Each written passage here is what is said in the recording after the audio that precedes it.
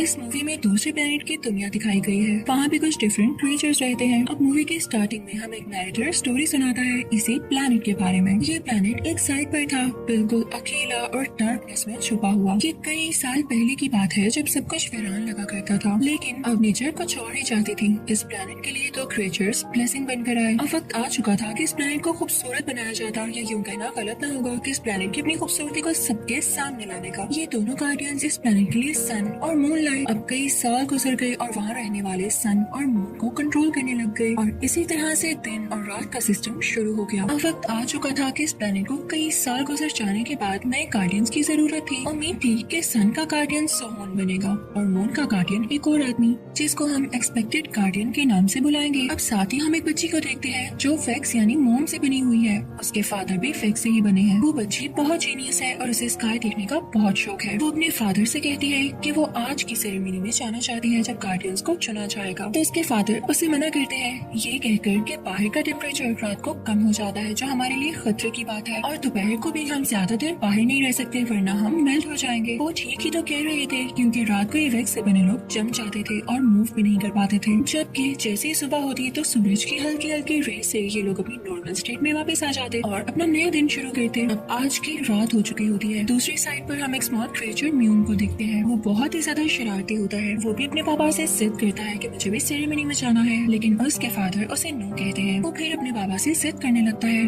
उसके पास एक पेट भी होता है जिससे वो हर वक्त खेलता था। अब रात को वो घर में चला जाता है। दूसरी तरफ हम उसी मोम से बनी हुई लड़की को देखते हैं जो कि चुपके से उस सेरेमनी के लिए निकल जाती है। वहाँ से म्यून भी अपने घर से निकल जाता है। अब जहाँ पर सेरेमनी होनी थी वहाँ पर हम प्लेनेट को ठीक से देख पाते हैं कि आधे प्लेनेट में दिन है और आधे प्लेनेट में रात है। इवन वहाँ पर कुछ लोग दिन की तरफ बैठे हैं और कुछ लोग रात की तरफ बैठे हैं। सेरेमनी की स्टार्टिंग होती है। वहाँ पर सन और मून के दोनों पुराने गार्डियंस भी आ जाते हैं ताकि नए गार्डियंस को एक रिचुअल के बाद चूज कर सके। रिचुअल शुरू किया जाता है। पहली बारी होती है सन का गार्डियन चूज करने की, तो सन का पुराना गार्डियन रिचुअल के बाद चूज करता है सोहन को, जो सन के लिए एक्सपेक्टेड लीडर था यानी एक्सपेक्टेड गार्डियन था। लेकिन जब बारी आती है मून का गार्डियन चूज करने की, तो मून का ओल्ड गार्डियन चूज करता है म्यून को। इस बात की वजह से उसके एक्सपेक्टेड गार्डियन को बहुत गुस्सा आता है कि इतना छोटा बच्चा ये ड्यूटी कैसे परफॉर्म कर सकता है। सोहन और ये एक्सपेक्टेड गार्डियन दोनों ही उस बच्चे के बारे में बुरी बातें करने लगते हैं कि म्यून ये सीट डिजर्व नहीं करता था, ये सीट उसी एक्सपेक्टेड गार्डियन को मिलनी चाहिए थी। लेकिन पुराने गार्डियन को जो ठीक लगा उन्होंने वैसा ही किया। जरूर इसके पीछे कोई ना कोई रीजन होगी। अब म्यून और सोहन को अपने अपने टेम्पर्स दे दिए जाते हैं।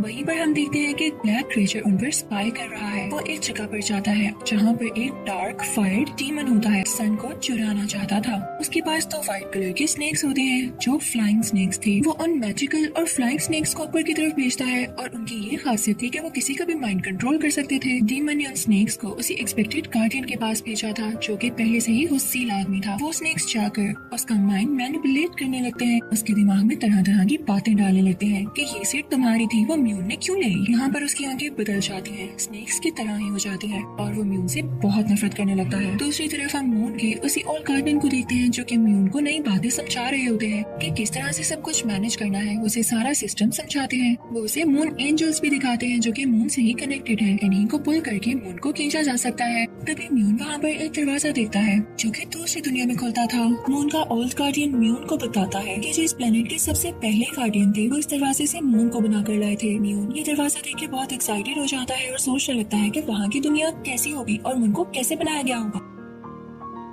इससे पहले कि म्यून और गार्डियन से कुछ और पूछता है, वो वहाँ से गायब हो जाते हैं और अब म्यून को अकेले ही सब कुछ हैंडल करना था। इनफैक्ट वो एक पत्थर में बदल जाते हैं। उधर हम सन के नए गार्डियन को देखते हैं जिसका नाम सोहन है। उसे भी सन के पुराने गार्डियन का एक असिस्टेंट गाइड कर रहा होता है और वो भी देखता है कि इसका पुराना गार्डियन एक पत्थर में बदल चुका है। वो भी अपनी सब ड्यूटी सीख जाता है। रात को हम म्यून को देखते हैं जो कि मून को खींचने की कोशिश कर रहा होता है, लेकिन उससे बैलेंस सारा का सारा खराब ही हो जाता है। मून एंजल भी उसकी हेल्प करता है, लेकिन रोप टूट जाती है और मून दूर चला जाता है। सोहन जब देखता है कि मून अपनी जगह पर से हिल रहा है तो उसे बहुत गुस्सा आता है। तभी उसके पास मून का एक्सपेक्टेड गार्डियन भी आ जाता है और उसे भड़काने लगता है कि देखो, जिस बच्चे यानी म्यून को कुछ भी नहीं पता उसे मून का गार्डियन बना दिया गया है। तो अब सोहन उस तरफ निकल पड़ता है, पर सोहन के वहाँ पर पहुँचने से पहले ही म्यून एक मून एंजल को मून की तरफ भेजता है। अब मून दोबारा से रोप से बंधा जाता है। म्यून उसे खींचने लगता है और फाइनली अपने पास कर लेता है। सब कुछ दोबारा से ठीक हो जाता है। अब क्योंकि दूसरी तरफ सोहन अपने सन टेम्पल से निकलकर दूसरी तरफ गया होता है, तो इसी बात का फायदा वो फायर डीमन उठा लेता है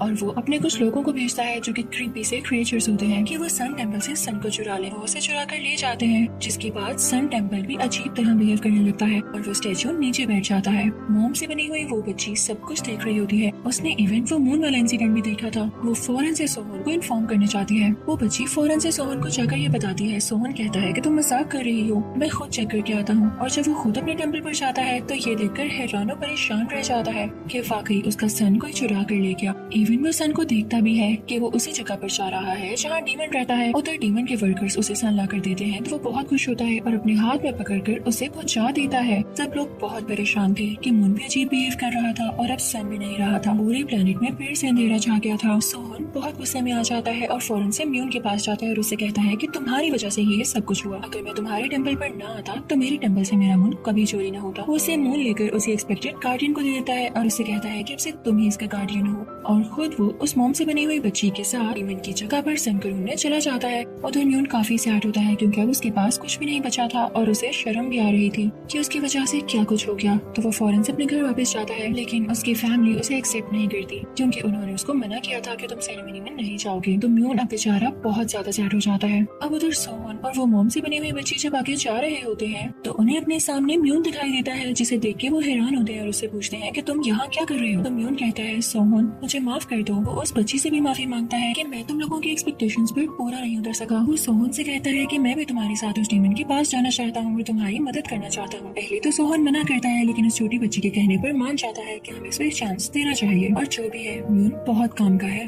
उधर हम देखते हैं कि उस एक्सपेक्टेड गार्डियन से जिसे अभी सोहन ने नया गार्डियन बनाया है उससे भी मून कंट्रोल नहीं होता। वो उसे अपनी तरफ खींचने लगता है और जैसे ही मून उसके हाथों में आता है वो श्रिंक होने लगता है और आहिस्ता आहिस्ता से गायब हो जाता है। वो परेशान होकर मून एंजल्स के पास जाता है, लेकिन वो भी कुछ नहीं कर पाते। पहले तो सन गया, अब मून भी चला गया, तो पूरी प्लैनेट पर इतना ज्यादा अंधेरा हो जाता है कि कुछ भी नजर नहीं आता। और डार्क फायर डीमन यही तो चाहता था, तो वो बहुत खुश होता है। अब उस तरफ जंगल में वो तीनों चलते चलते एक ऐसी जगह पर पहुंचते हैं जहाँ पर नीचे पानी होता है और उसमें कोई होल होता है। वो डिसाइड करते हैं कि हम इसी होल में जंप करेंगे क्योंकि इसी के नीचे वो डार्क फायर डीमन रहता है, एक ऐसी केव में जहाँ और कोई नहीं आ सकता। और अगर कोई आना भी चाहे तो वो कोई एक्सपर्ट ही होगा या बहुत मुश्किलों के बाद आएगा। तो पानी में जाने से पहले वो लोग कोई अलजी खाते हैं जिससे उनकी ऑक्सीजन पूरी रहेगी और उन्हें कोई मसला नहीं होगा। लेकिन वो वेग से बनी हुई लड़की डर रही होती है क्योंकि जाहिर है अब रात हो चुकी थी और पानी में जाने से वो जम सकती थी। लेकिन म्यून और सोहन कहते हैं कि तुम बहुत अच्छी हो, हम तुम्हें कभी भी फ्रीज नहीं होने देंगे, तुम्हारे हमेशा ही साथ रहेंगे। अब वो तीनों पानी में जंप लगाते हैं, लेकिन तभी वहाँ पर कोई सी मॉन्स्टर आ जाता है और उस बच्ची को पकड़ लेता है। सोहन और म्यून उसे छुड़वाने की कोशिश करते हैं लेकिन नहीं छुड़ा पाते। वो काफी डिसअपॉइंट हो जाते हैं, लेकिन तभी वहाँ पर एक और मॉन्स्टर आता है, उससे काफी तेज रोशनी निकल रही थी। ये लोग डर जाते हैं, लेकिन तभी वो आकर कहता है रुको, मैं कोई मॉन्स्टर नहीं बल्कि मून का ओल्ड गार्डियन हूँ। तो आकर इन सबको सी मॉन्स्टर से बचाता है और बाहर ले आता है और कहता है कि मैं तुम लोगों की हेल्प करूंगा। साथ ही साथ वो वेग से बनी हुई लड़की को भी ठीक करता है और ये लोग अपना आगे का सफर स्टार्ट करते हैं। अब वो चारों साथ होते हैं और उनमें उसी डार्क फायर डीमन के बारे में बातें होने लगती है। वो ओल्ड गार्डियन इनको बताते हैं कि ये डीमन पहले सन का गार्डियन हुआ करता था, लेकिन इस पर मैजिक हो गया और इसे डीमन में बदल दिया गया। तब से इसने सोचा कि मैं बाकी सबसे बदला लूंगा और सन को वापस लूंगा। ये इनफैक्ट अभी हेल में है, लेकिन इस चीज का इस पर कोई असर नहीं होता, ये और ज्यादा स्ट्रॉन्ग बन गया है। अब बातें करते करते ये लोग उसी हेल के दरवाजे तक पहुंच जाते हैं। अब वो लोग आगे बढ़ने वाले ही होते हैं कि तभी म्यून देखता है कि उसका मून टेम्पल यहीं पर आ रहा है।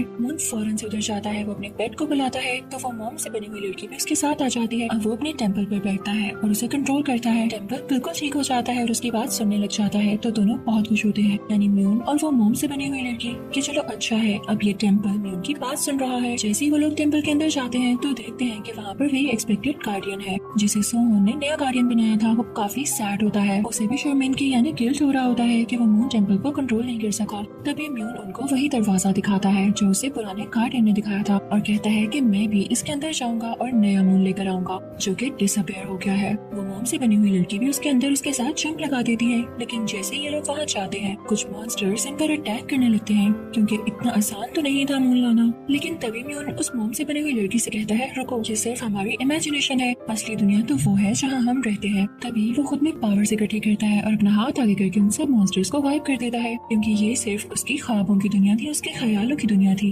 जिस पर वो कंट्रोल पाना सीख चुका था। आगे जाते ही उसे वो जगह दिखाई देती है जहाँ से मून को कार्व किया जा सकता है। वो कुछ टूल्स की मदद से मून को कार्व कर लेता है, लेकिन जैसे ही उसे वापस टेम्पल में ले जाने लगता है तो देखता है कि उसमें तो चमक ही नहीं है, न रोशनी है। तो तभी उसे याद आता है, हाँ, सन जो गायब हुआ है, मून सन से ही तो रोशनी लेता है। वो लोग मून को लेके बाहर आ जाते हैं और बहुत खुश होते हैं। तब मून का एक्सपेक्टेड गार्डन अपनी आंखों से इससे कुछ देखता है कि मून तो म्यून लेकर आया है। तो वो समझ जाता है कि क्यों इसी को गार्डन बनाया गया था, क्योंकि ये डिजर्व करता है, मून यही ला सका है। तो वो उसे सॉरी कहता है। म्यून उसे माफ कर देता है और अपने अगले सफर पर चल पड़ता है जो कि सोहोन के साथ उसने शुरू किया था। सोहोन वहाँ पर पहुँच चुका होता है जहाँ पे वो डीमन रहता है, लेकिन तभी वहाँ पर डीमन के स्नेक्स आ जाते हैं जो कि उसको कंट्रोल करने की भी कोशिश करते हैं। और जब वो देखता है कि उस पर भी डार्कनेस छा रही है तो वो खुद को कंट्रोल करने की कोशिश करता है, लेकिन नहीं कर पाता। और तभी वहाँ पर वही ओल्ड गार्डियन आ जाता है जो उन्हें पहले भी मिला और वो यहाँ पर सोहोन को बचाता है अपनी जान की सेक्रीफाइस देकर।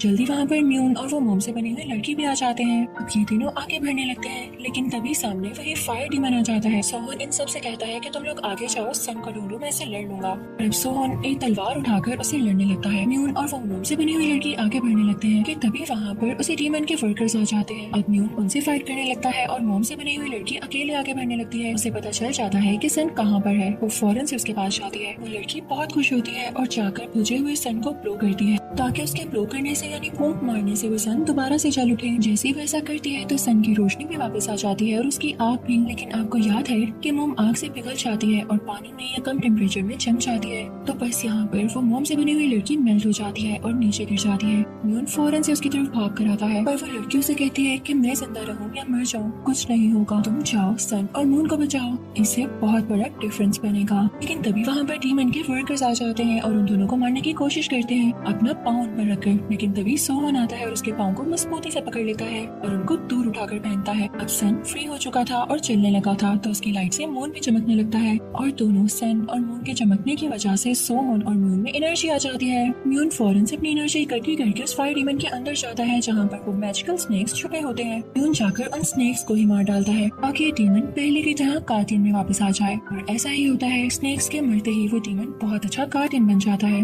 लेकिन इसके बाद ही वो गार्डियन भी पत्थर में बदल जाता है जैसे बाकी गार्डियंस बदले। अब सोहोन और म्यून अपने प्लेनेट पर वापस आते हैं। सन और मून को उसकी अपनी जगह पर रखते हैं, लेकिन म्यून काफी सैड होता है उस मोम से बनी हुई लड़की के मुताबिक, यानी उसको लेकर काफी परेशान होता है। तो वो मोम से दोबारा से उस जैसी लड़की बनाता है और मून का एक छोटा सा टुकड़ा लेकर उसके हाथ में रखता है। उसके बाद ये दोनों सन और मून को सेट करते हैं। मून जब सन से रोशनी लेता है तो वो बहुत तेजी से चमकने लगता है और जब सन की रेस निकलती है और वो उसी तरह उस मोम से बनी हुई लड़की पर पड़ती है तो वो भी ठीक हो जाती है और दोबारा से जिंदा हो जाती है। इसके बाद वो म्यून के पास जाती है। प्लेनेट पर सब कुछ ठीक हो जाता है और सब लोग सोहोन और म्यून को अप्रिशिएट करते हैं। इसी अच्छी एंडिंग के साथ इस मूवी की भी एंडिंग हो जाती है।